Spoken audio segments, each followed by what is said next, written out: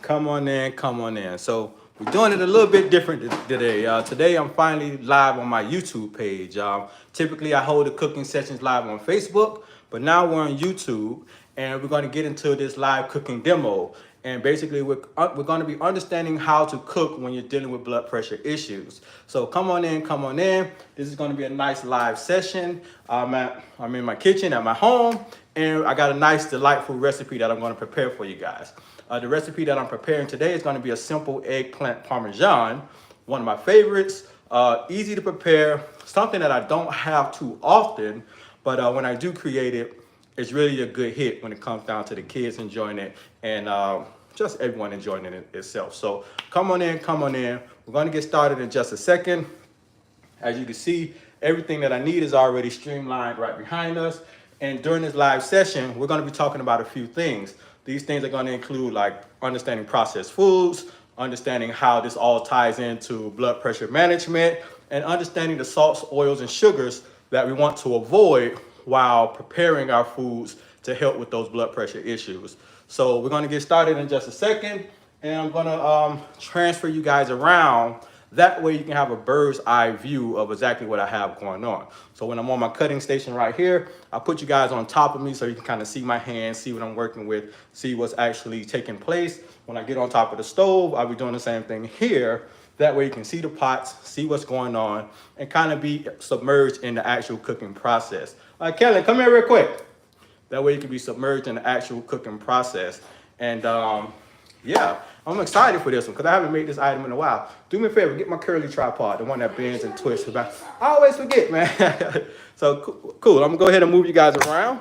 And that way you can see exactly what I have going on. So I'm gonna put you right on top of my cutting section right now. Let's see, boom, here we go. All right, so we're right on top of my cutting board. And now I'm going to just simply go over a few of the ingredients that I have here. That way you can see exactly what's going on. Let me move these things up real quick. Thank you, I appreciate that. All right, here we go. So move these things around real quick. That way you can see exactly what I'm working with, what's on my board, and what we're preparing. So here I got a vegetable mix with some peppers, some onions, the red peppers, green peppers, white onions, and some minced garlic inside. I also have some eggplants right here. They're already pre-cut right there, but this is exactly what it looked like before I actually cut them down. And again, we're making an eggplant parmesan.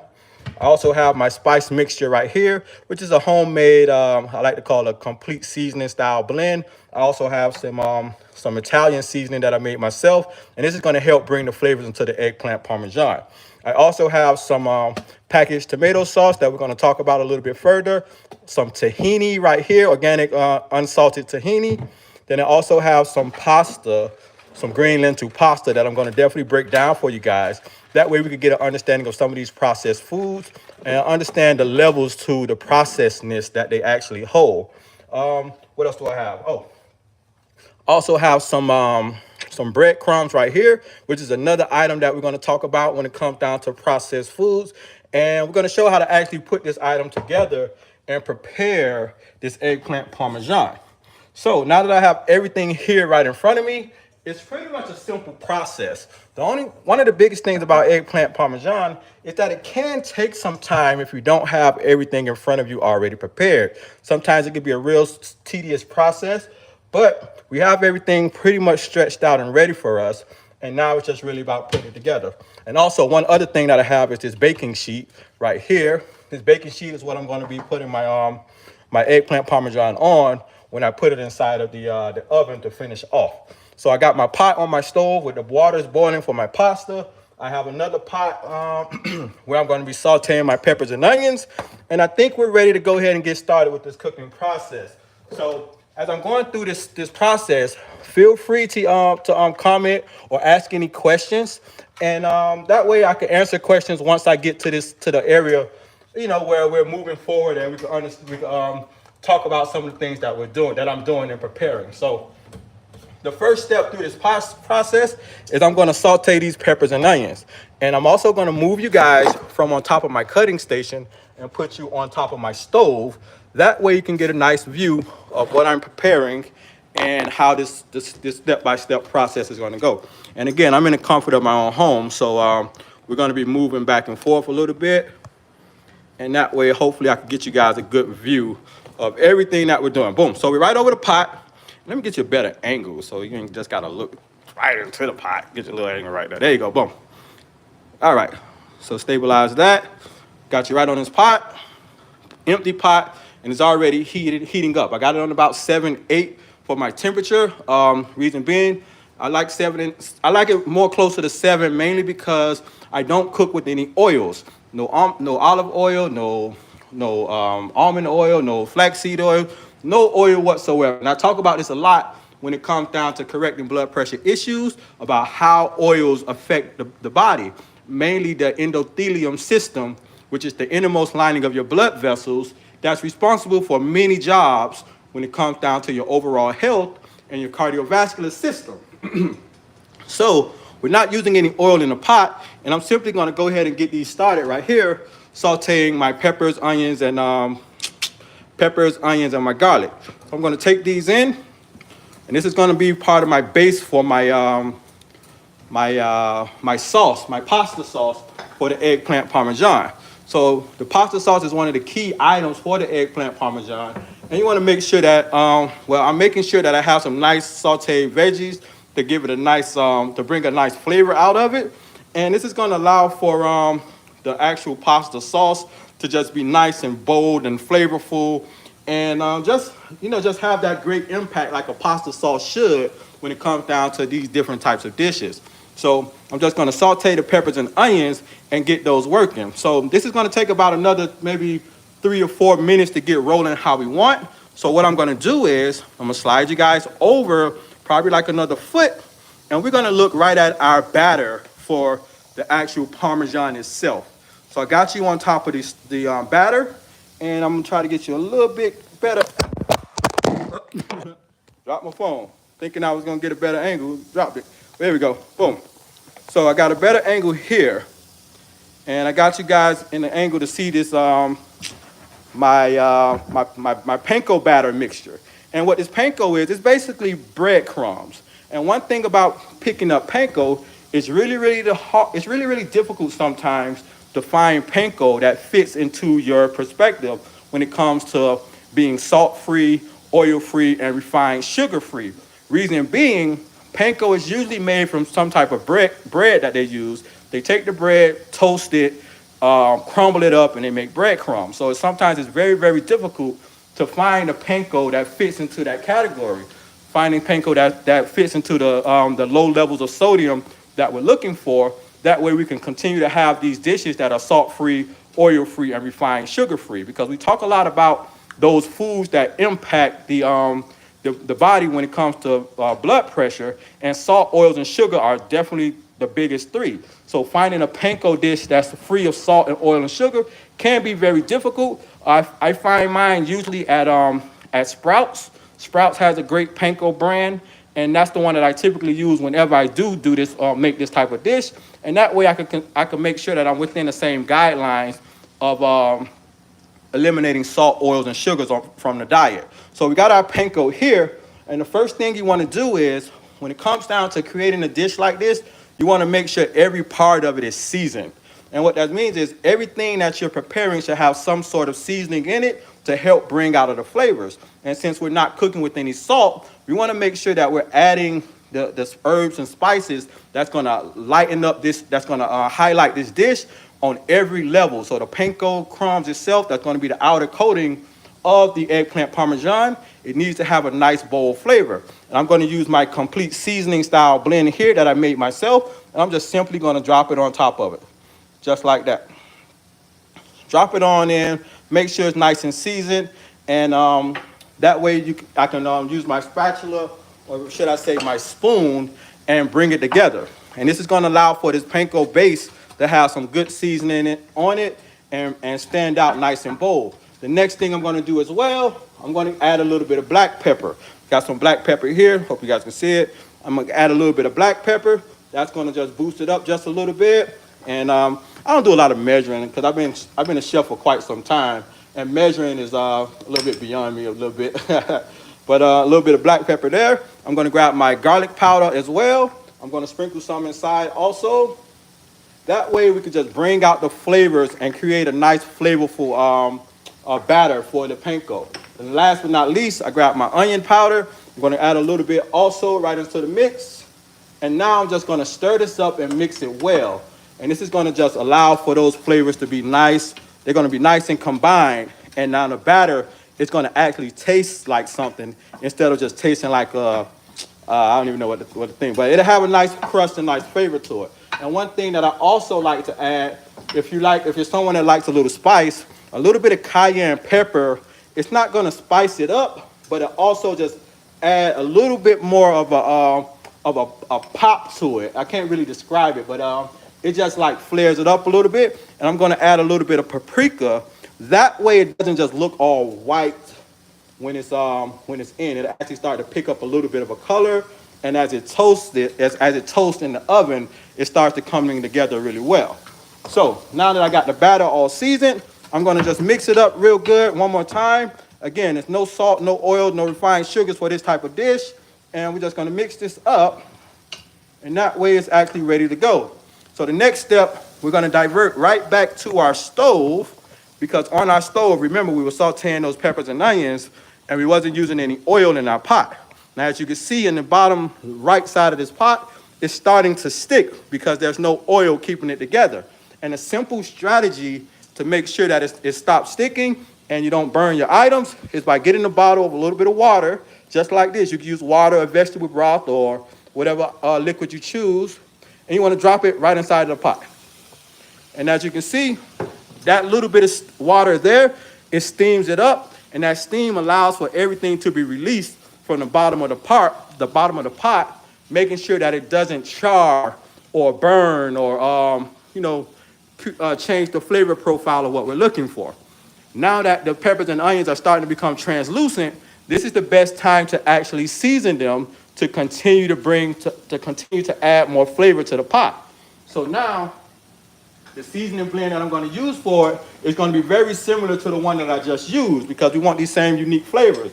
So we're going to have some onion powder, some garlic powder, a little bit of black pepper, my homemade Italian seasoning, and all those same blends we're going to use one more time and make sure we bring that flavor profile to these onions and peppers and continue to enhance the flavor of this overall dish. And again, if you guys have any questions, feel free to drop them right inside of the chat. And that way, as soon as I get there to them, I can answer those questions up for you guys and just keep us moving in the right direction. So now, here we go. I got my spices and my herbs right here. I'm gonna go ahead and season these. One of my favorite techniques is to only use half of it first. Reason being, once you start adding seasonings or spices to the pot, they start to cook off, and then the flavors won't be as strong as they would typically be in the food. So I add half of it first, then I continue through the cooking process, and then I will add the other half as I keep moving forward. So right now, the peppers, onions, the green peppers, red peppers, onions, and garlic are all sauteing up really well. I'm gonna add a little bit more water to the pot. It's gonna allow for me to continue to keep the pot hydrated where nothing's charring or burning at the bottom. As you can see, nice clean pot. And that's basically how you saute without using oil. Now, it varies a little bit depending on any other dishes that you're using, but the main thing is that using a little bit of water is going to allow for you to use the steam. It's going to allow for you to use steam to keep it from sticking, and that's pretty much how that process goes. Now, we want to go ahead and build our sauce and make sure that our sauce is exactly how we want it. And what I'm going to do is I'm going to get you guys from right out of this steam spot, move you guys back a little bit. I'm going to channel my angle about right there. I think that's a good spot right there. And now I'm going to turn this down a splash. And now I want to talk to you about the tomato sauce that we're using. So this Palmy brand tomato sauce, this is a processed item. But when it comes down to processed foods, we want to understand a little bit deeper exactly what these processed foods are and how they can affect our overall health. Because processed foods are, in my opinion, and the opinion of a lot of others, is that processed foods are one of the most damaging foods you can have. especially when it comes down to blood pressure because of the salt, oils, and refined sugars that it contains. But understanding how to pick out certain processed foods is going to be very, very important, especially when you're trying to manage your blood pressure. So this Pommy brand that we're using of tomato sauce, this is one of the ideal sauces that you want to use, especially when you're trying to create certain types of dishes. As you can see right up top where it says the ingredients, there's only tomatoes inside of here. No salt, no oils, no sugars, no preservatives, nothing. All they did was took the tomato off of the plant, pureed it up, and juiced it, and just pretty much got just nothing but tomato sauce. Nothing more, nothing less. 100% fresh Italian tomatoes. So whenever you're searching for sauces, you want to be very mindful of these types of sauces. You want to avoid those ragu type sauces or those other jar sauces or canned sauces, mainly because they're very high in salt, oils, and sugars. So the Pommy brand is going to be one of the best brands. You typically can find it in any grocery store. I usually find it in Sprouts and Whole Foods. Even Publix down here has them. So that's one of the best ones you can find. So what I'm going to do now, I open my Pommy brand. I'm just going to pour it right into the pot with these other peppers, onions, and garlic, and things like that. Just going to drop that right inside. And now what's going to happen is I'm going to allow all this to come together. And I'm just going to stir this up really quick. And I'm also going to turn my pot down a little bit, because now once you start to change the temperature to the pot, the heat in the pot decreases, and it's going to ultimately come back up once everything hits the right temperature. So I'm going to turn this down, give it a nice gentle stir, and what's going to happen is in about 3 or 4 minutes, it's going to start boiling. And once I see that, I want to make sure I put it on low temperature and allow all those flavors to come together exactly how I want to. So in the meantime, I'm simply just going to grab my lid, put that right on top of here, and how the infomercial used to go, set it and forget it. I'm just going to set it, but I'm not going to forget it though. I'm going to go ahead and hit my timer on my stove. I'm going to set this timer for 4 minutes, and boom, in about 4 minutes, that's going to be rolling, and I'll be ready to do the next step for that item. So now what I'm going to do, I'm going to go ahead to my eggplants, and we're going to go ahead and get that battered up so that we can now get those inside of the oven. The eggplants typically take about 15 or 20 minutes to cook. We got some of the longer things, such as the tomato sauce, which typically can go a little bit longer. We got those already started. So now I'm going to move you guys again and put you on top of my cutting station.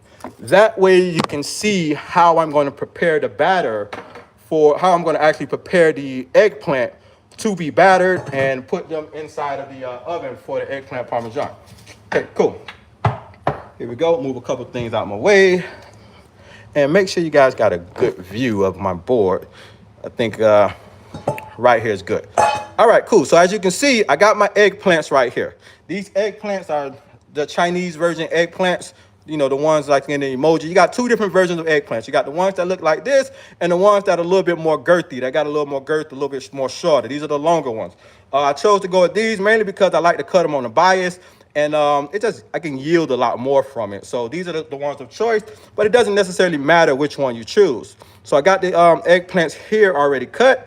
One of the beautiful things about this recipe is that if you batter them up and get them all dusted and covered, you can easily freeze them, and they'll last for 6 months without even with the quality of it not even changing. So that's a good thing to know when you're making this. You don't have to sit here and go through this process every time. You can make enough of them one time, throw it in the freezer, and if you decide to have eggplant parmesan 3 months from now, it'll still work out exactly how you want it to. So we got our bowl here. We got a spoon, and the first ingredient that I'm going to introduce you guys to is going to be our organic unsalted tahini. Now, what tahini is, it's basically just grounded up sesame seeds. And the reason I'm using this tahini is because this is going to be like our binder that's going to allow us to coat this eggplant and add more flavor to it. It's just a flavor profile. And there's many different types of tahinis out there, but one of our main things that we're looking for when it comes down to certain ingredients when preparing foods to deal with our blood pressure issues. We want to find things that are low in sodium, hence this unsalted version. Low in sodium, no salt, no oils, no sugar. Those are the three main factors that we always want to look for. Our tomato sauce, no salt, no oils, no sugars. It's the package item, and we have three of them. Tomato sauce, no salt, no oils, no sugar. Tahini, no salt, no oils, no sugar. And the same thing with our green lentil spaghetti, no salt, no oils, no sugar. And we'll get to that spaghetti in just a second. But our tahini, no salt, no oils, no sugar. And what I'm going to do is I'm going to show you the back of it. That way you can actually see how to break down that nutritional label. So as you can see the back of it here, let me see if I can find the ingredients list. Okay, here, boom. The ingredients list is right here. You can see it's 100% organic, roasted, and ground sesame seeds. Contains sesame seeds. That's it. No additives, no preservatives, nothing more, nothing less. You get what you get. Sesame seeds and ground up sesame seeds only. So this is what's going to be a part of our base. And when you go down and look into the actual nutritional facts, you can see a little bit more about the about the serving sizes. And one of the main things you want to go down is check out the saturated fats, only 3 grams, the trans fats, 0 grams, all these other things that are in the mix. And you could go right to our sodium levels, 0, no added sodium inside of here whatsoever. So we don't have to worry about that impacting our sodium levels when it comes down to our blood pressure, particularly through the pathway of the sodium-potassium connection that we talk about quite a bit, especially in our Facebook group. So the sodium levels in here is very, very low, almost non-existent. It's not completely a 0, even though it says 0 here, because one thing about it, if it doesn't have enough sodium to equal a gram, they just don't list it here. But there's a little bit of sodium inside of it, but not enough to even be a factor. When you go into the total sugar area, there's 0 grams of sugars, 0 grams of added sugars. So you actually know that this is only the organic tahini, nothing else, nothing more, nothing less. So what we're going to do, we're going to go ahead and pop this open. And now we're going to get it inside of our bowl. So tahini is something that's very, very thick, and it has its own oil on top of it. And what we're going to do, oh, Lord, I can't even get it open. What we're going to do is, get it off my finger, get it off my finger. There we go, boom. What we're going to do, we're going to peel that back. And as soon as I can get it open, there we go. We're going to peel that back, and we're going to get it in the bowl. And one thing I always like to do is just give it a nice little twirl inside, because one thing, tahini, it starts to thicken up almost like peanut butter sometimes, because it's like a pureed seed, the sesame seeds. So we're going to get that.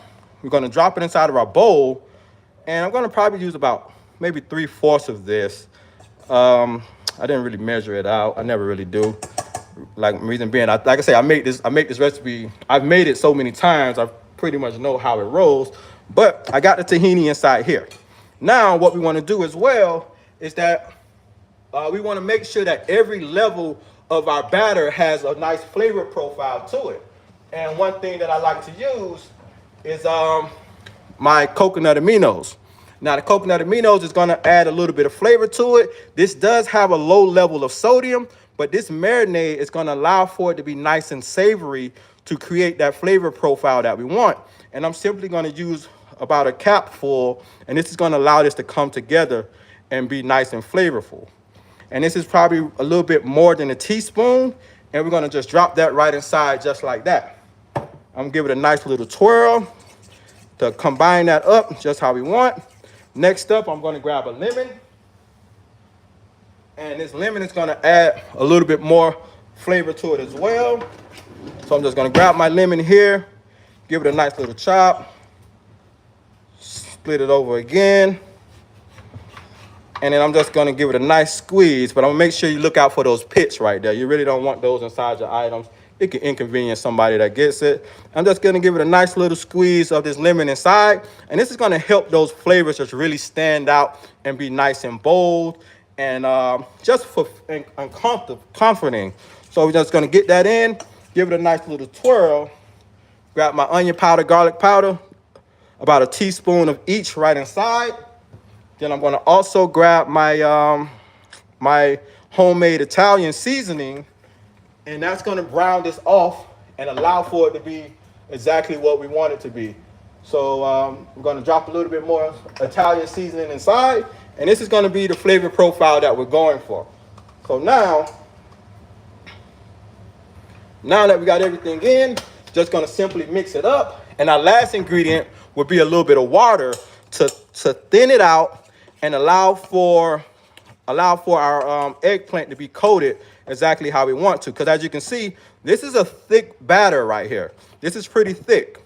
And when we add a little bit of water in it, it's gonna thicken up a little bit more.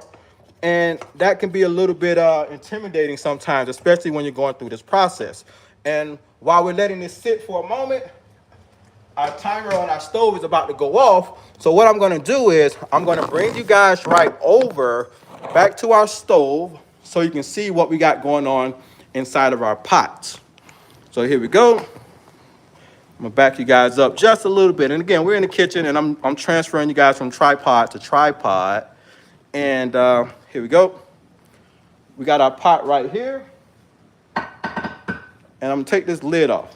And as you can see, everything is nice and it's starting to roll just like we mentioned. And what I'm gonna do is turn that heat down because I don't want this to scorch at the bottom or just become too much for me. And I'm gonna back you guys out a little bit more. That way you don't get all that steam right inside this camera. So here we go, boom. And you guys, if you guys have any questions, feel free to lay it on me. That way I can answer any questions once we get there. But as you can see, our tomato sauce is going. We got the peppers, the onions, the garlic, the peppers, the green peppers, red peppers, garlic, and then all of our different spices inside of it. And this is coming together really, really well. We still need to season this again to round it off.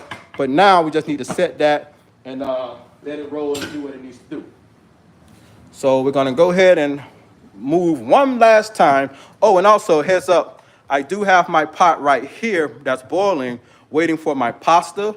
When we're ready with these eggplants, with the eggplants to go in the oven, we'll go ahead and get the pasta set up. And that way we can continue through this process, making sure everything comes together how we want it to. Here we go.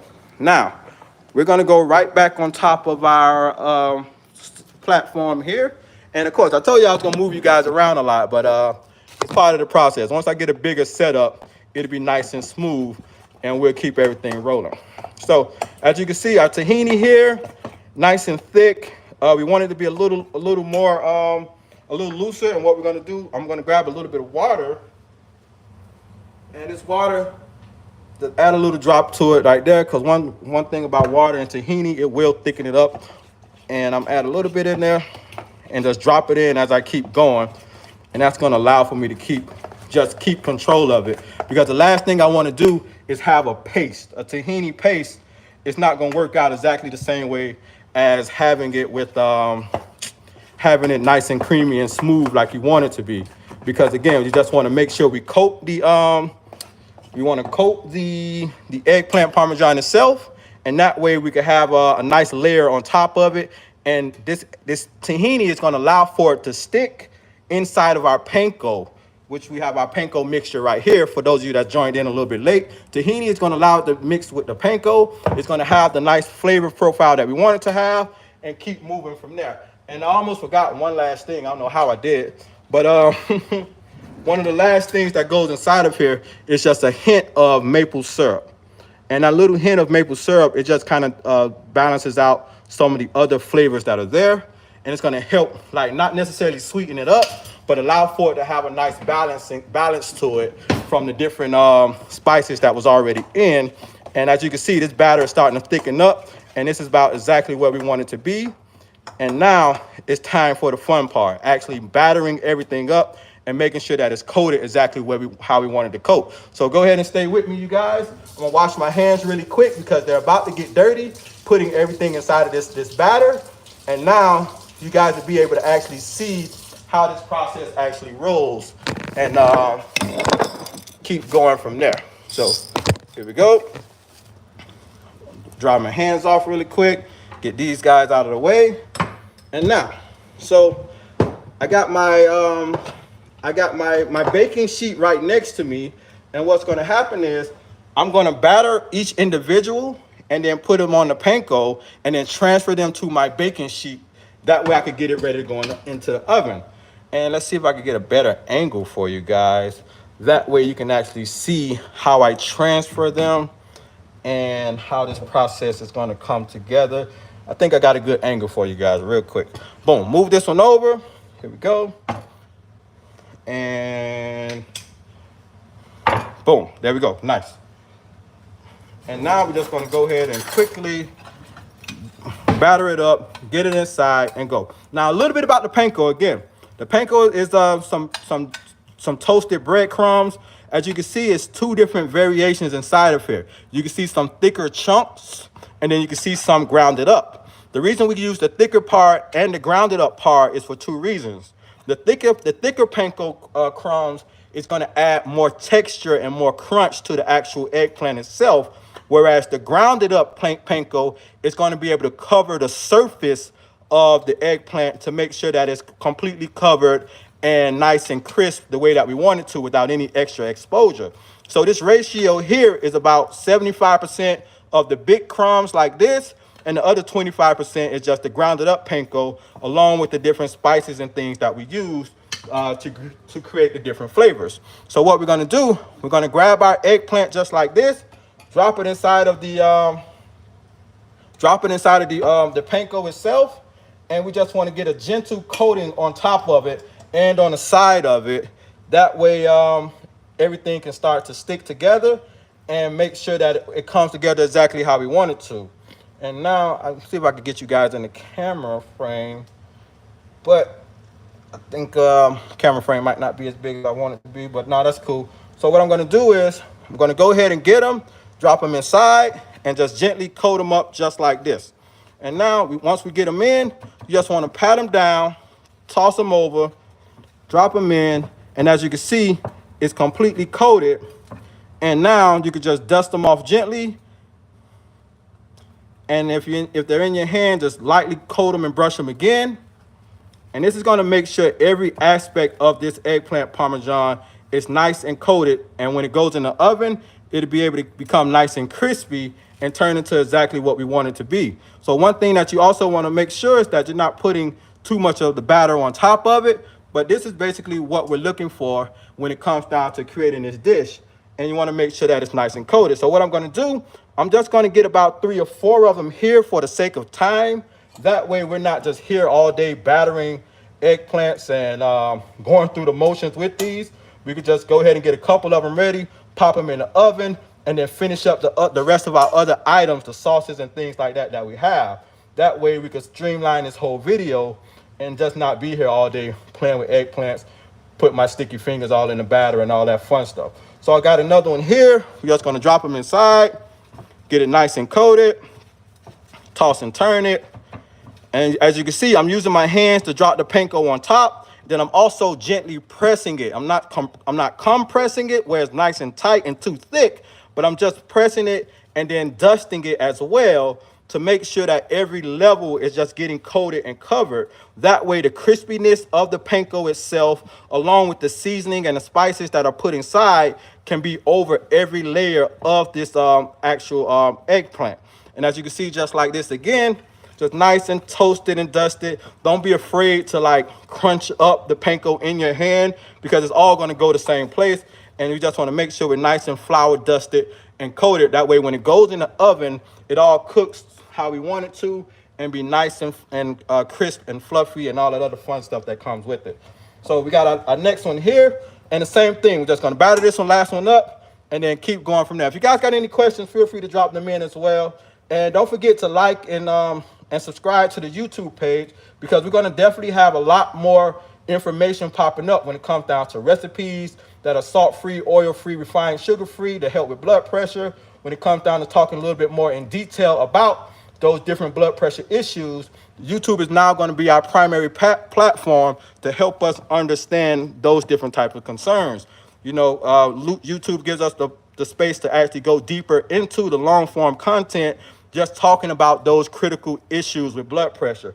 A lot of times, you know, in those short videos, we get little bursts of information, but it don't necessarily, you know, clear up any questions or concerns that you have. But in YouTube, we're going to be able to just go over a lot more in depthly about some of those other concerns, be able to answer some of those questions a little bit more intensely, And that way you'll be able to maneuver through these blood pressure issues with the understanding of what it is that you need to do when it comes down to these different types of lifestyle changes to help you correct the blood pressure. And if you're not a part of the high blood pressure Facebook group, make sure you go over to my Facebook page, join the blood pressure Facebook group, because that's where we house all of our different challenges and other information to help us better understand how to maneuver through the blood pressure challenges. One thing that we have going on this week is the opening of our 7-day healing fast challenge. And in a 7-day healing fast challenge, we're talking more in depthly about understanding how to apply fasting as a strategy to help with blood pressure issues. One thing about when it comes to blood pressure problems, you know, for everyone, it can always be different things. That's what makes blood pressure so challenging to deal with. So understanding the different tactics and strategies that you can use to help you with your blood pressure is going to be one of the best things. And fasting is one of those things that affects the body as a whole. Fasting is a great strategy to use, especially if you're dealing with these other metabolic issues such as high cholesterol, high blood pressure, high blood sugars, all those different things, obesity, all those things. Fasting is something that you can do that's going to help you correct all of those underlying issues that are interconnected, that's causing that metabolic syndrome and causing those other chronic issues that you're experiencing. So, excuse me. So for this week, we're gonna be setting up for our fasting challenge, and it's important that you sign up, get the information and stuff that you need, and when the fasting challenge kicks off, you're able to actually have the tools, be in a group, understand what we're talking about, and actually put the information to use. That way, you can start working towards doing what's needed to correct the issues that you're experiencing. So here we go. Boom. The last of the Parmesan is ready. I'm going to drop this right on my tray, and I'm going to just go ahead and pop these 4 inside of the oven really quick. And then I'm going to put you back on top of my stove, and we'll go from there. Boom. Got it here. And so this extra panko that's here, what I'll do is I'll go ahead and sift it out. And what happens is when I sift it out, I'll be able to put it back in my storage container and be able to use it for another time frame. And the reason I say sift it out is because you can see bits and pieces of the tahini right here. And what happens is the panko will be good by itself, but the tahini, if you leave it inside of the panko just like this, it'll start to mold and bacteria grow on top of it. That's the last thing that you want. But sifting this out and keeping it in the refrigerator somewhere safe, it'll be good for you to use, and you don't have to worry about anything bad happening to it. Or you can just throw it away and save yourself the time and the energy. Either one, it all works out great. So now, I'm gonna bring you guys right back on top of the stove. And now, actually, I think I wanna put you guys back on the other tripod, and that way I can answer any questions that you guys might have and keep moving forward. So I got you guys here on the stove, and I'm just gonna go ahead and gently wipe some of this stuff off. That way I don't have a big old mess to clean up once it's all done. But we're back on top of our pot here. And oh, that smells great. Wow, nice. So we're back on top of the pot. And what I wanna do, I'm gonna go ahead and give this pot a nice stir. And I'm gonna go ahead and put it on low. And this is gonna allow me to finish adding the rest of the ingredients to this dish itself, our tomato sauce. Because with this pasta, the tomato sauce is definitely a big part of it. And now we wanna make sure that we're finished combining it and bringing it together. So we had the peppers, onions, and garlic as our base. As you can see, it's a lot more thicker inside of there. And ideally what I'll do is I grab my immersion blender and I'll go ahead and just puree that all down. That way the peppers and the onions all get incorporated inside of this sauce itself, and actually just increase the actual flavor of everything that's there. So I also want to add my other spices inside of this pot, and that's just going to help everything just continue to come together how we want. So one of these tools I'm going to use is my immersion blender. As you got to see that this is the bottom part of it here, the top part of the immersion blender there. I'm going to put this together really quick. Only takes a second. And then I'm just going to drop it inside and allow for this to just mix up really well. That way I'm not dealing with this extra thick, chunky tomato sauce, but more so create the flavor profile that's going to actually allow this to be what it needs to be. So here we go. I got it in, put it on top, and I'm going to use it on the low setting. And you're going to hear a little blending, but here we go. Here we go. Let me get it better. And then what I'm going to do is basically use a low setting, and I'm just going to pulse this and go. Now, what happens is if you have more tomato sauce, you can easily just do this. It'd be easier to handle and control. But since I only have a small amount, I got to kind of manage it as I go to make sure I don't splash it all over the place. So I'm just lightly pulsing it. And this is going to combine all that chunkiness from the peppers, the onions, and the garlic and stuff that's there. And it's just going to grind that up. And that way, all those flavors just come together the way that I need to. And by the time this is done and complete, I have a nice flavorful tomato sauce. And plus, I still got to add the last of the seasonings on top of it. And it's really just going to draw out and make this exactly what I want it to be. So just lightly pulsing it will keep my kitchen clean, keep my shirt clean, most importantly, and make sure that everything comes together. And as you can see right now, it's a little bit thicker, but it's not as chunky as it was with all those peppers and stuff. Oh, see, there we go, got it on my shirt. Without all those peppers and stuff inside of it. So just gently pulsing it just like this.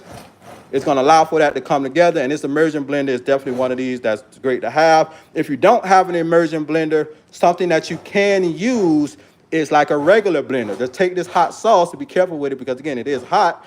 And then just put it inside your regular blender, and you can pulse it that way. And once you finish getting it all ground up, or blended, rather, I'm saying ground up, get it all blended, then you can just transfer it back to the pot and finish it off with the other steps. So as you can see, this is nice and complete. We're going to go ahead and dust that off like that. And now I'm going to go ahead and get this a quick rinse really quick.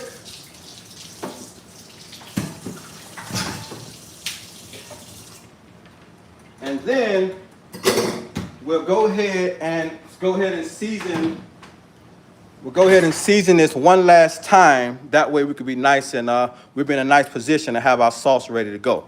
Here we go, boom. So next up, we're gonna grab our other spices, and the last of it included our garlic powder, onion powder, and our Italian style, our homemade Italian seasoning. We're gonna grab this right here, drop that right on inside, and that's gonna allow for all the rest of those flavors to just stand out and come the way it needs to be. Now, one thing about tomato sauce is this. Typically, when a lot of tomato sauces or tomato sauce? Pasta sauce or spaghetti sauces, rather, when they're created, you have to balance the acidity. I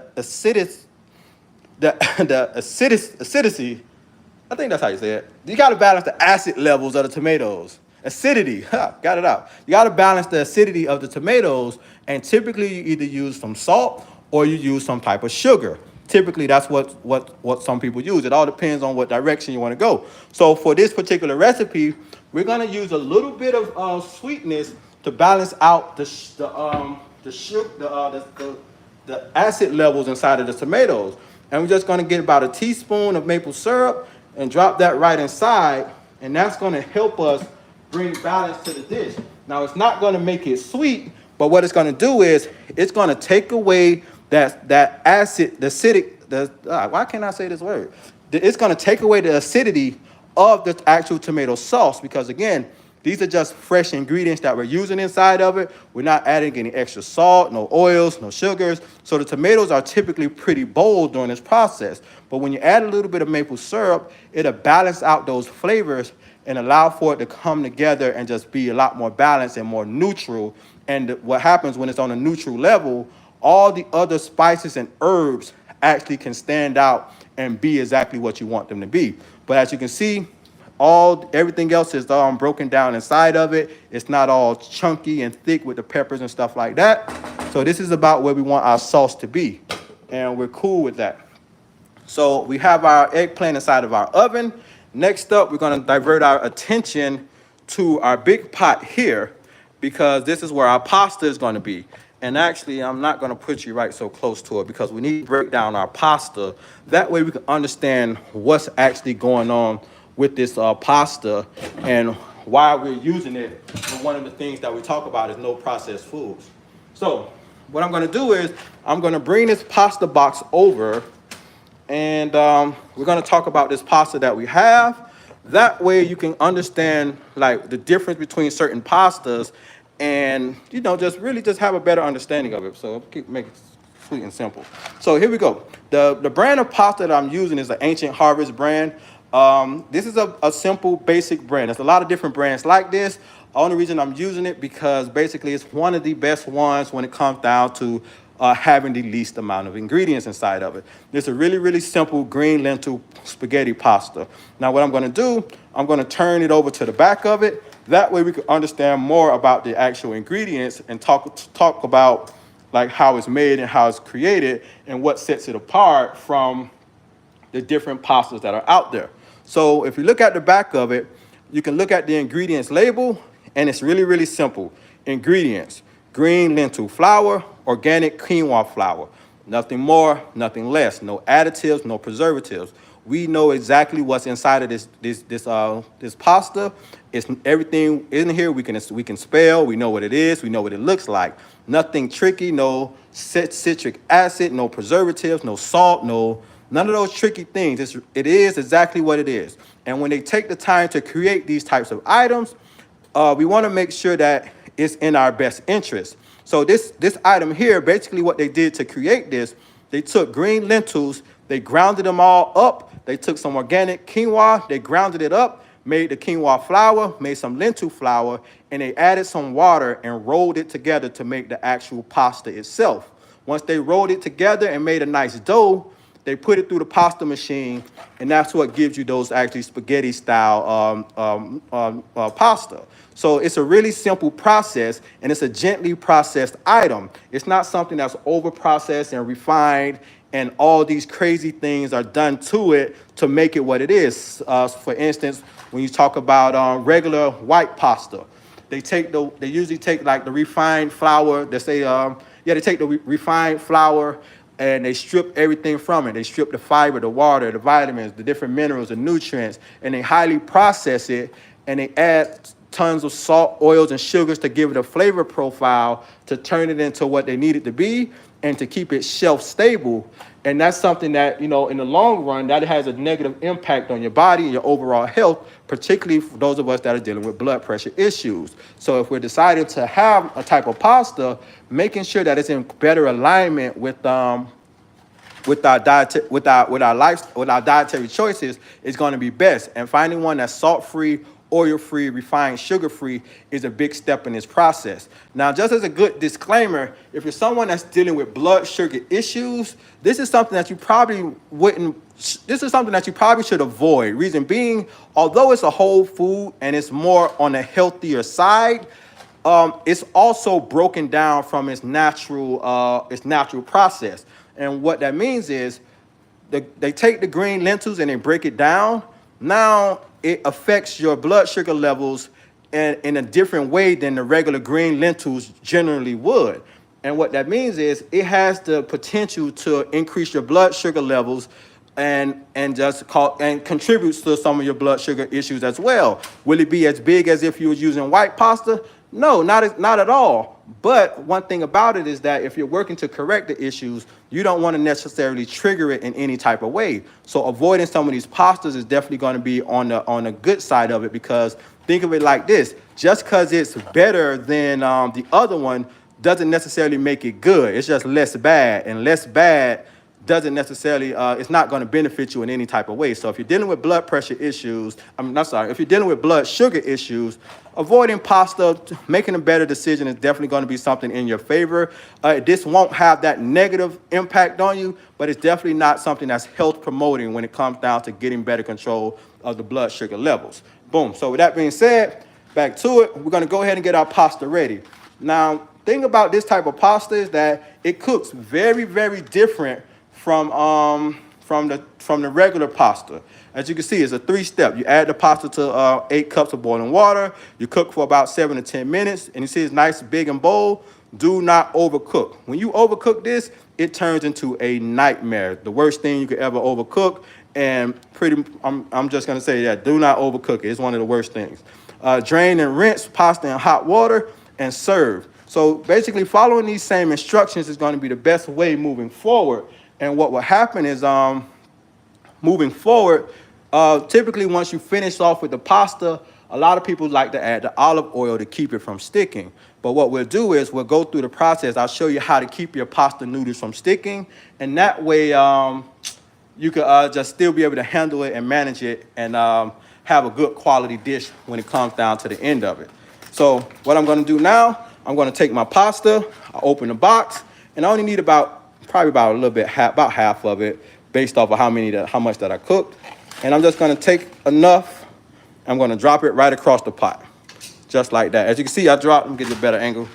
I dropped it right across just like this, and I'm gonna do a little bit more. Reason being, it's always good to have more than not have enough.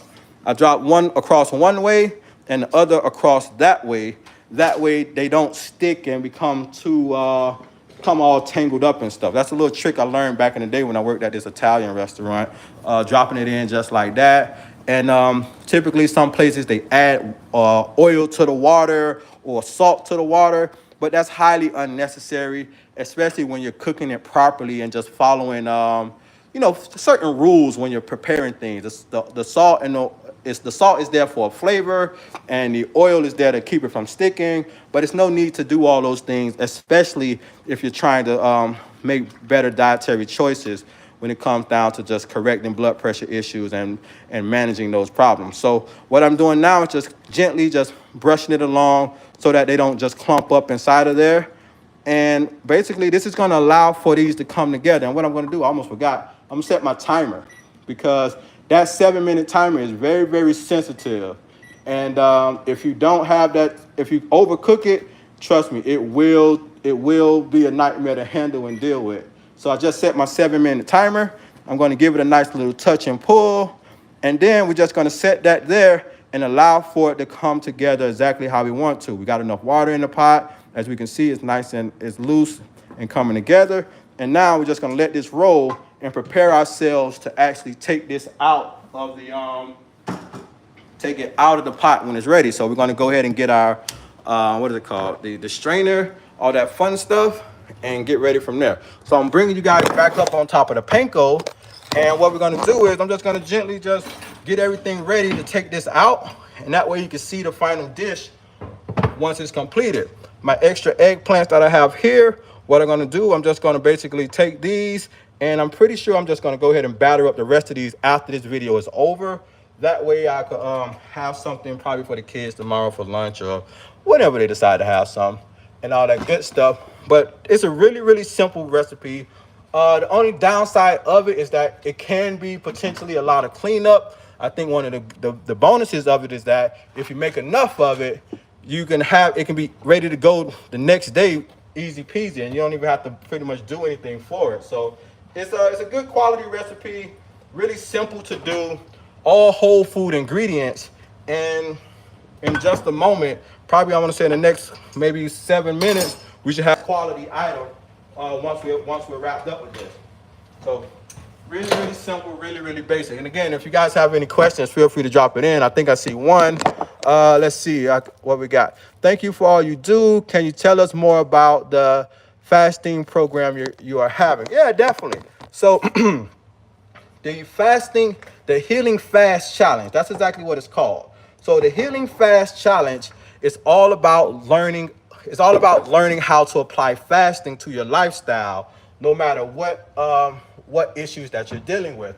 And particularly, we're going to be focusing on blood pressure problems, because that's one of the things I focus and talk about the most. But we're going to be learning how fasting impacts the blood pressure.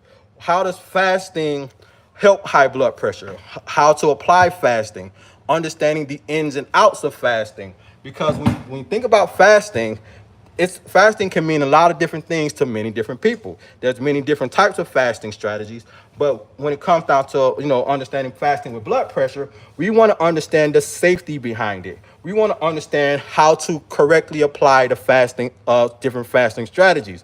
We want to know how to choose which one is best for us. We want to know if it's okay to fast while taking medication. It's a lot of different things that we want to know and understand That way, we're making sure we're moving in a more health promoting manner in order to correct these underlying issues. Fasting itself is one of the oldest forms of healing. Fasting, before there was pharmaceutical medications, before there was herbal remedies, before there was supplements and all those things, fasting was the natural way for correcting chronic diseases, chronic issues, aches and pains, all those things. Think of it this way: almost every animal has the ability to go under some type of fast. Let's say if your dog is sick. If your dog is sick, you'll notice because he'll probably disappear out of view. He'll probably be hanging out. He won't be eating his food, and you notice something is wrong. Your dogs and animals instinctively know that if they're not feeling well or if they're sick, they start to go on a fast. And the reason they fast is because when you go on a fast, this allows your body to divert that energy that it was used for digestion and use it in other ways in order to actually heal itself. Because one part about digestion is this: when your body is constantly digesting food, upwards of 30 to 40% of your energy goes into digestion, and that takes away energy from all other aspects. But if you're fasting, that same energy that will typically go for digestion gets rediverted to healing and cleansing. And understanding how to properly apply this to correct any metabolic issues such as high blood pressure, high cholesterol, obesity, and those types of things, it's going to allow for you to channel that fasting and that extra energy into healing yourself and correcting those blood pressure problems. So for starting August 21st, we're going to be talking about fasting in the challenge inside of our high blood pressure group. That way we understand the different types of fasting strategies. You got intermittent fasting, you got alternate day fasting, you got water only fasting, you got a lot of different things. I don't know why I'm still talking to y'all on the bottom of the thing real quick. Let me turn y'all around. We got water only fasting. We got all these different types of fasts that's going to allow for you to get better control of your blood pressure issue and actually just understand the problem as a whole. So understanding how fasting affects the body is going to be very important. We're going to be breaking down all those medical terms. That way you can have an idea of what's actually happening. So when we talk about things like ketosis, we talk about autolysis, autophagy, all those big words, when we bring it all together, now you can understand what's taking place when you're in autophagy. They're breaking down and the recycling of damaged old cells, and understand how that contributes to blood pressure. So understanding that when there's a blood pressure issue, a lot of times our endothelium system is broken down and worn down. And this endothelium system is basically the guardian or the protector of your cardiovascular system. And now, as this endothelium system is broken down and getting worn down, fasting allows for the rejuvenation, the cellular rejuvenation of these cells. These old damaged cells that are not able to properly do their job, they now get broken down and recycled to the point where they're actually able to get rebuilt and rejuvenated. And bring you guys over here on top of the stove because I just mixed the pot up. They're able to get rebuilt and rejuvenated to start functioning at a high level. So during the fasting challenge, we'll be talking more in depthly about fasting. And when you sign up for the challenge, you also get the fasting ebook. And what the ebook is one of the tools that we're going to be going over. But the ebook is going to allow for you to get a better understanding. The ebook also has 7-day fasting strategies that you can continuously apply.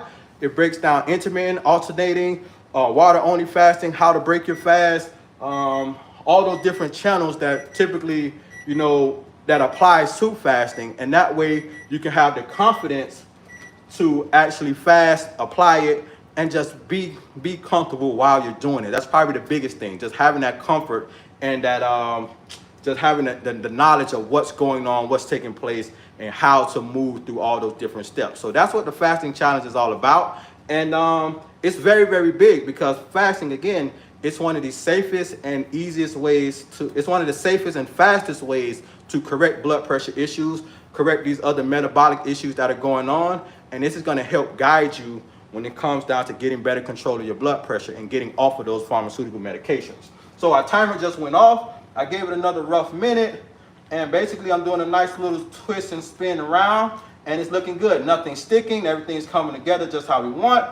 And what I'm going to do is I'm going to do a quick little taste test. Usually before you pull out your pasta and things like that, you should just taste it. Make sure it's nice and tender exactly how you want. Even though we did it for the 7 minutes like it's inside of the box, I want to make sure. The last thing you want to do is have al dente pasta, and that way it just affects the quality of the dish. And I can tell right now it feels a little like pasty or starchy. And it's actually pretty good. So cool, yeah, that's done. And what's gonna happen, I'm gonna just go ahead and drain this out. And once it gets inside of the pot, it's gonna, once it gets inside of the, once it drains, it's gonna continue to cook a little bit. And that's exactly what we're looking for. So I'm gonna go ahead and get this out. And I'm gonna save the water behind it. And that way we keep it all from sticking. I'm gonna pour this hot water back on top of it. And this is gonna work out. So I'm gonna go ahead and move off camera real quick to my sink. And this is gonna allow for me to drain this out properly and keep doing what I need to do. I'm gonna do a quick little peek in the oven. Boom, those eggplants look pretty good. Now we're gonna go ahead and get this out. All right, here we go, boom. I wish I had another camera to give you guys this view, but once I get a better setup, we'll be able to see exactly what's going on next time and actually be involved in the whole process. So once I get another camera, another setup, and all that little good fly stuff, we'll have a nice little setup to see exactly what's going on, how everything is coming together, and make it happen. So boom, the noodles are actually done here. I'm gonna go ahead and take those out, bring the pot back over, and boom, that's exactly what we're looking for right there. Let's see if I can get you guys a nice little bird's eye view of what's happening here. Get you guys a turn around. Here we go. Boom. Put you guys right back on top. Here we go. And as you can see, our pasta is right here, nice and loose, and just exactly how we want it. So now what's going to happen is, as long as it sticks and stays just like this, it'll start to clump up, and that's going to cause us some problems. So what we're going to do, we kept some of our pasta water, and that way we can actually just pour that water back on top of it, and it's going to make sure that it just loosens up and stay nice and loose how we want to. So I'm going to bring this over here on top of my stove. I'm going to pour this water right back on top of it, and that's going to keep it from sticking and creating me some further challenges through this whole thing. So making sure you take care of your pasta is really, really important, because the last thing you want it to do is stick and be all clumpy, and that'll definitely cause you some problems at the end of the road. So there we go. And now the next thing we're going to do to wrap this up, we're going to get our plate, and that eggplant is definitely ready to come out of this oven. So we're going to get a nice little plate, and we're going to prepare everything and get it all set up. So I got a nice plate here. Let me grab another towel, wipe my plate off. And now we're gonna set everything up. That way it all comes together and we can round off this nice little cooking demo of the eggplant parmesan. So boom, got the plate, wipe it down. We're gonna pull out our eggplant out of the oven. It looks nice and golden brown and crisp. And I'll bring it over to you guys real quick. You can see that real quick. Can you see those? Don't those look pretty good? That's pretty nice. Nice and crisp and thick. Nice and, oh, that looks good. Boom, just like that. And it's nice and tender as well. So it's not all hard and crisp. It's nice and tender. And what happens is when you bite into it, you get a nice outer crispy crunch. And then it's nice and tender inside with the eggplant being cooked the way that it is. And this allows for all the flavors to actually come together with a nice texture and all that cool stuff. So I'm gonna go ahead and put this hot pan down. And I'm gonna go ahead and get this pasta right, get it right on top of this plate, and wrap up this session. That way I don't take too much of y'all time tonight. Here we go. All right, here we go. Bringing over this pasta noodles one more time. We're gonna go ahead and pour the last of that water out of there to make sure our noodles are not stuck together and all that unhappiness stuff. We're gonna bring our pot back over, and then we're just gonna go ahead and plate it up, and that'll be it for the pasta. So I got our noodles here. Boom, right inside the pan. Now, one thing that's always fun and pretty cool to do is adding some seasoning to your noodles.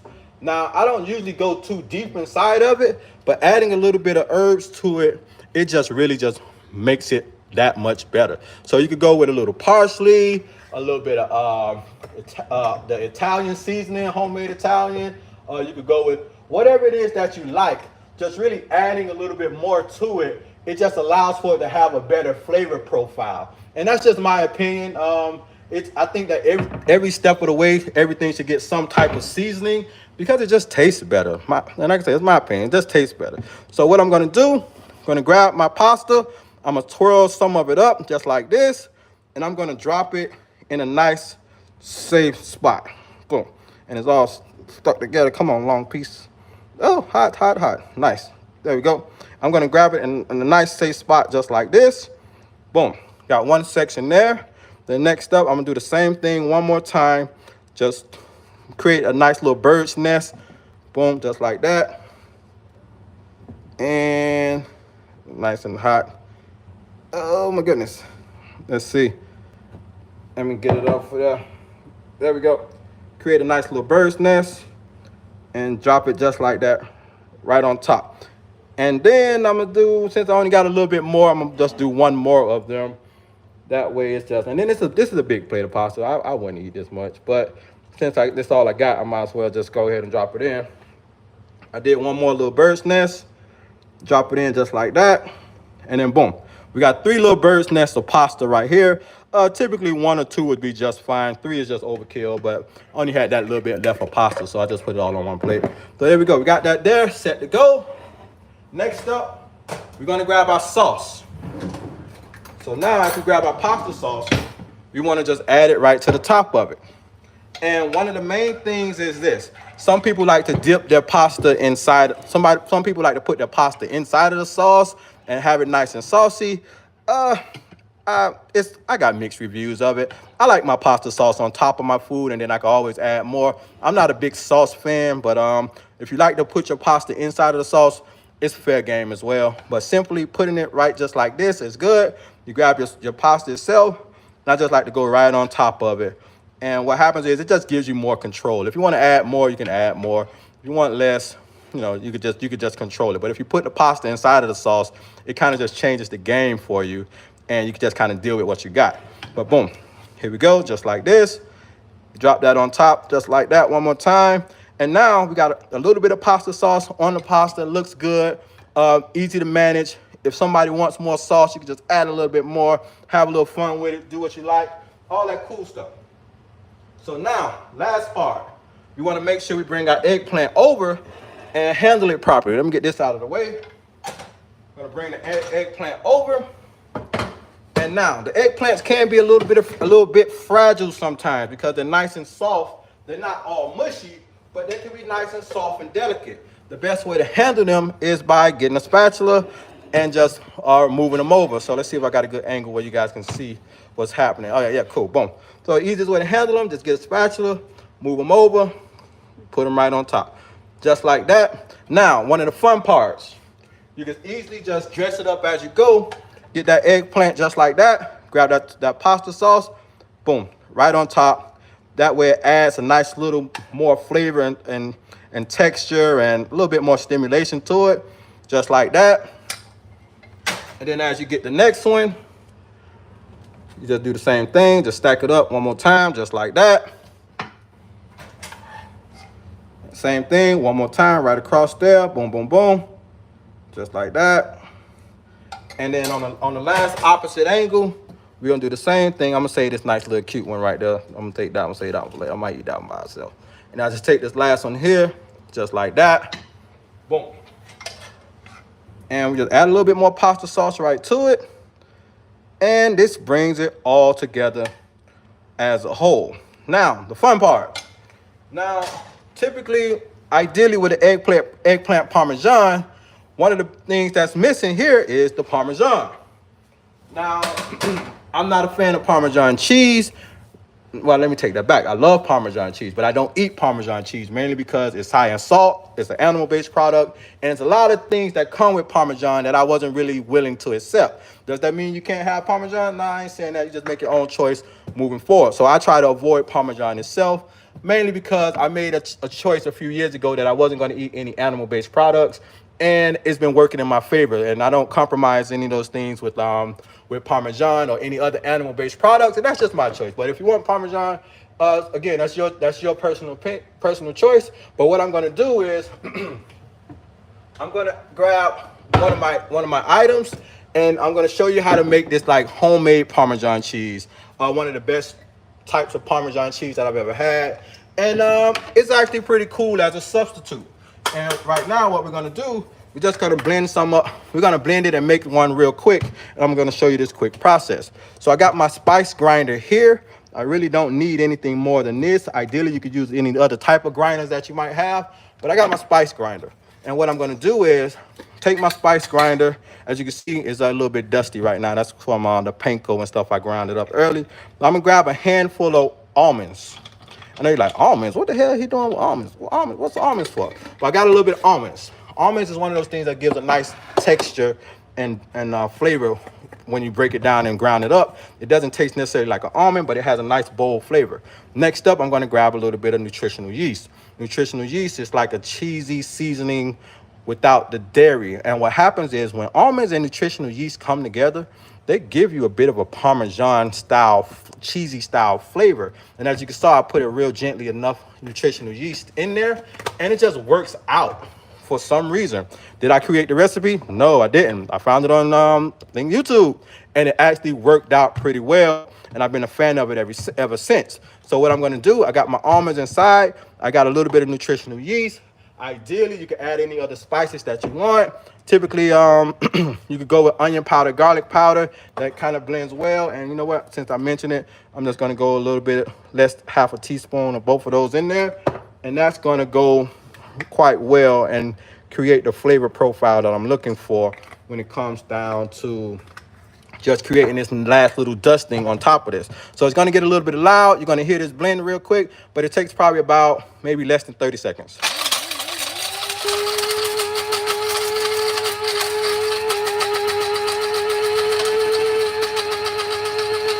There we go. Just like that, really simple. Check it out. And as I can see, there's a few more chunks inside. Get out another second. And that's exactly what I'm looking for. Oh, just spun it all everywhere. So boom. So now we got that there. Now I'm just gonna grab my spoon, get the excess off of there. And this is gonna have a nice cheesy slash Parmesan-y type flavor. And it's gonna just be gently dusted on top of it. And it just adds a very, very subtle flavor profile that blends very well with everything else that's here. So I'm just gonna grab go less before I drop more on there. Grab about a teaspoon of this, probably a little bit more than a teaspoon. Grab my fingers and just gently pinch it on top. You don't want to overdo it because that it can become too much, but just gently pinching it on top, it will allow for a lot of those flavors to just come together. And I can't tell you why the almonds and the nutritional yeast makes that flavor. Again, it just works out for some reason. Don't knock it till you try it. It's something that's different. And it helps when it comes down to just staying in alignment with avoiding some of those saturated fats and those other things and the oils and salts that are found inside of a lot of different cheeses that can contribute to blood pressure issues. So now we're all said and done. Everything here is all set. This is the ending of the dish. One of the last things you could do is garnish with a little bit of basil or parsley or whatever other fun stuff that you guys might have, and that'll really just liven up this dish. I don't have any fresh basil. I got some ground, and then I'm just gonna lightly just dust it. Boom, boom, boom, boom, boom. And that's just gonna create exactly what I need. So I'm gonna give you guys a nice little close-up. Get rid of this here. Give you guys a nice little close-up of this eggplant Parmesan. Really, really simple, basic dish that you can have that's nice and flavorful, that's salt-free, oil-free, refined, sugar-free. We use the peppers, and we use the red peppers, green peppers, onions, and garlic to create our sauce. It's the all-natural tomato sauce. That's only tomatoes, no salt, no oils, no sugars. Our pasta is a green lentil pasta. No additives, no added ingredients. We use our fresh eggplants, our panko crust, and we season those up to create this nice batter for the eggplant. We also use the tahini to also create the batter, and it all comes together with all natural whole foods. Now, again, just a heads up, this is just an item to help bridge the gap when it comes down to making dietary choices. This is one of those items. It's not necessarily the healthiest, health promoting thing to have, but when it comes down to making dietary changes, this is something that's great to bridge the gap, especially if this is new to you, especially when you're trying to eliminate the excessive amount of salts, oils, and sugars from your diet. One thing I never recommend is to go cold turkey unless you definitely need to. Some people do well with going cold turkey. Others have issues and eventually just drop out the race completely. But making dietary changes and taking gradual steps with a dish like this will give you a flavor of something that you really used to, like maybe some pasta that you might enjoy, along with something that's nice and hearty in the form of the eggplant, is high in fiber, have a lot of vitamins, minerals, and nutrients in it, and it all meshes well to allow for you to continue to move forward. A dish like this, I would probably say once a week, once every so often, it's definitely good to have. This is my first time actually having it this year, as a good disclaimer, to let you know that it's this is something that you add to your diet to keep moving forward. That way you don't make those steps back. This is something that's like an ideal cheat meal, just like that. This is something that you can have some pasta with. It just hit you in a certain type of way and allow for you to keep moving without jeopardizing you in those different areas with the salt, oils, and sugars and things like that. It's very flavorful, very savory, and most importantly, it's still health promoting because it's allowing you to eliminate all those other triggering foods. With a meal like this, I definitely suggest, again, don't have it so large. I just put all the pasta on the plate, but maybe 1 or 2 of the little nests of pasta, making sure you have a nice large salad before you're getting going. And that way you can give your body a nice nutritional boost with all those nutrients from that salad, pair it with the pasta, and it'd be a nice, enjoyable meal that you can enjoy moving forward. So the eggplant parmesan, you guys, if you like it, put a 1 inside of the chat if it looks good. That way I can just know what you guys think about this dish. If you guys have any other recipe ideas, something that you would like me to see in a more health promoting way, feel free to leave a comment inside of the chat. And that way, when I see that comment, I can make sure I put it on the list of things I can create for you guys. That way I'm catering to you all's needs when it comes down to the types of food that you want to be in a more health promoting way. Last week we did the collard greens and black eyed pea stew. And, you know, it's just something that just connected with a lot of people when it comes down to just some of the foods that they grew up with. This is the eggplant parmesan. Definitely something that's good to have and enjoy. A nice large salad will bring it all together. And pretty much that's a wrap. So go ahead and spin this around one more time. Give you guys another good angle of that. And it looks pretty good, right? It's not that bad. It's actually pretty good. Personally, I would love a little bit more color in there, but it looks really, really good. I think this is something that that's very, very pleasurable and enjoyable. And again, the best thing, when you make those eggplants, put them inside of your freezer and leave them there, and they're good for easily 6 months. And that way, just say you make this 1 month and try to come back another 2 weeks or so later, you can just pop those in the oven just like that, and they'll come out in the same exact fashion. Nothing like that. I see a question say, can you leave the sauce chunky? Yeah, definitely. I personally like it chunky, but I made it nice and smooth just for the sake of my son. He doesn't like the chunkiness on it. He's probably going to be the one that get to the rest of it later on. And but the kids like the sauce. They just don't like the chunkiness in it. And it's a good way for me to hide their vegetables. When I make them certain things, I puree the vegetables inside of it, and they still get the nutrients from it. They just don't have to chew on it. But you could definitely leave the sauce nice and chunky and go from there. So this is the eggplant parmesan, you guys. And remember, make sure you hit the like button, hit that follow button as well, because moving forward, we're going to do a lot more live videos on the YouTube page. That way I can organize it and structure it for you. And whenever you come back to the page, let's say you're looking for the eggplant parmesan recipe, or you're looking for information about taking further tests, or you're looking to understand more about a mineral deficiency that you might be dealing with related to your blood pressure, you'll be able to find those things. So hit that like button, hit the subscribe button, and I look forward to seeing you guys next time. So with that being said, peace and blessings, everyone. Thanks for tuning in. And sooner or later, we're going to graduate to a bigger kitchen and a better tripod. And I can continue to make these whole food plant-based recipes. So blessings, guys. See y'all next time.